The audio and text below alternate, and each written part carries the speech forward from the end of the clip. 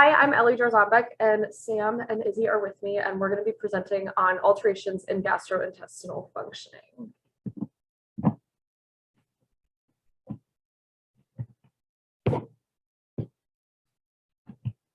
Okay, sorry. Our patient presentation.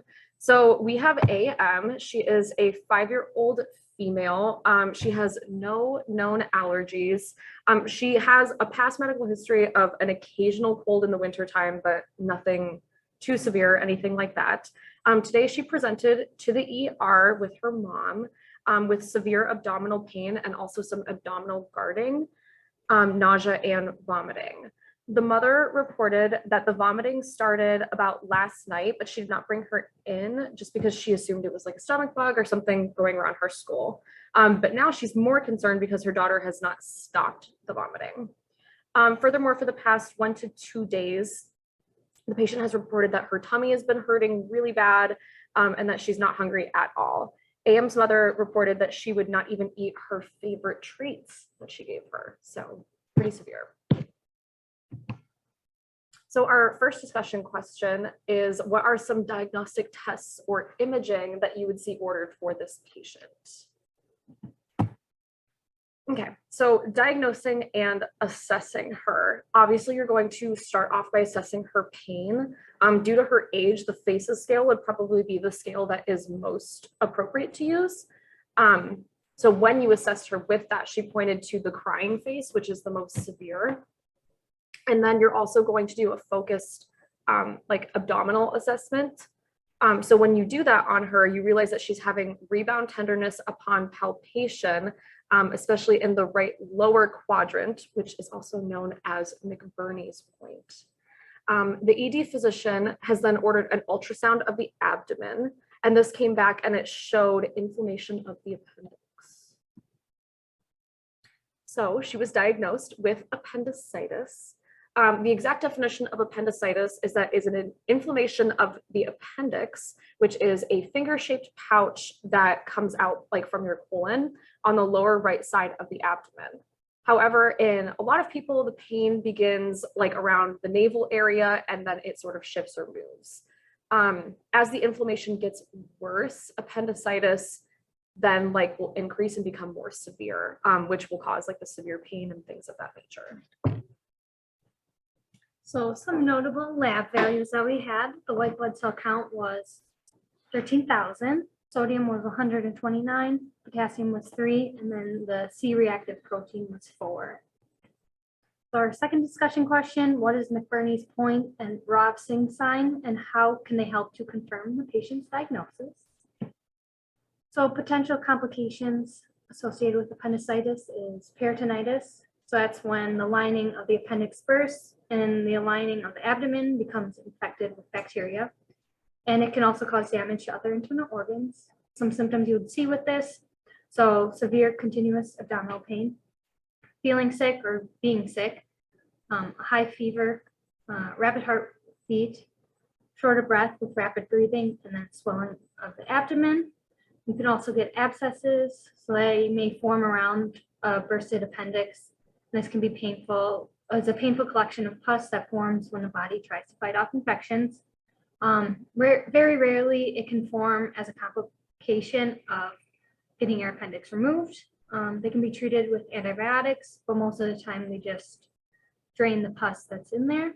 So this is either done through ultrasound or CT guidance, and a needle is inserted into the skin and the drain will be placed. If it's found during surgery, the area is washed out and then a full round of antibiotics are given. So some nursing diagnosis that we had for AM is acute pain related to obstructive appendix or a presence of a surgical incision, risk for deficient fluid volume related to preoperative vomiting and postoperative fluid restrictions, a risk for infection related to if her appendix bursted, risk for knowledge deficiency related to lack of exposure or not having enough postoperative instruction, risk for impaired skin integrity related to decreased mobility after surgery or even before, risk for deficient fluid volume, imbalanced nutrition related to disease process. And mother She's very concerned about her daughter's diagnosis. She asks that if there was something that could have caused this to happen to her. She then begins to cry and says she did not understand what the physician meant when she was explaining Anne's diagnosis. What can the nurse say to Anne's mother to help try to calm her fears about her daughter's appendicitis?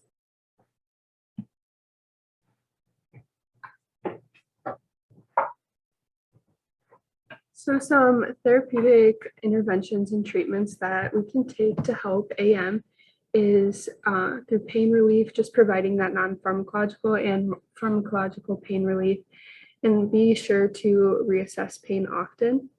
The main treatment for appendicitis is to do an appendectomy. So they will just remove the appendix, and before the surgery, antibiotics, pre-op and post-op are going to be needed.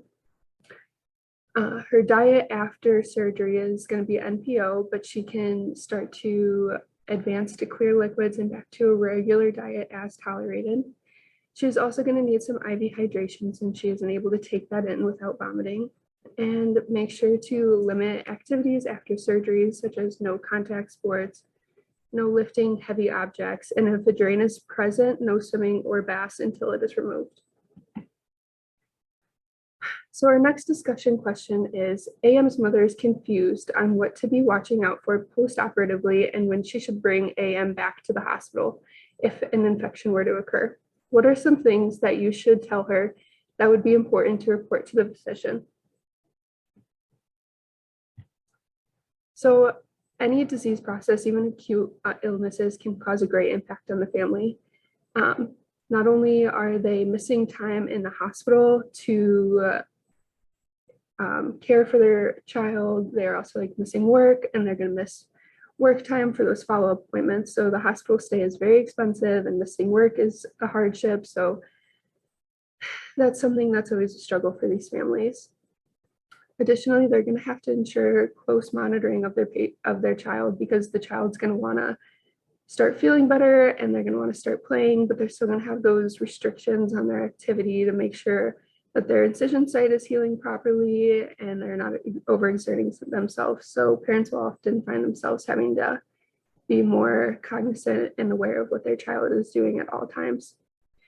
Furthermore, they're going to have to keep a lot of information about post-operative instructions and just trying to maintain all that information and balance all the things that are going on in their life with monitoring incision sites and that diet change and all just those other post-op instructions.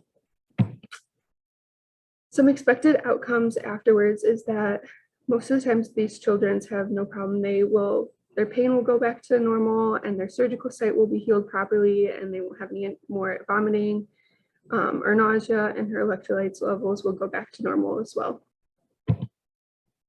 And those are our references. Thanks for listening.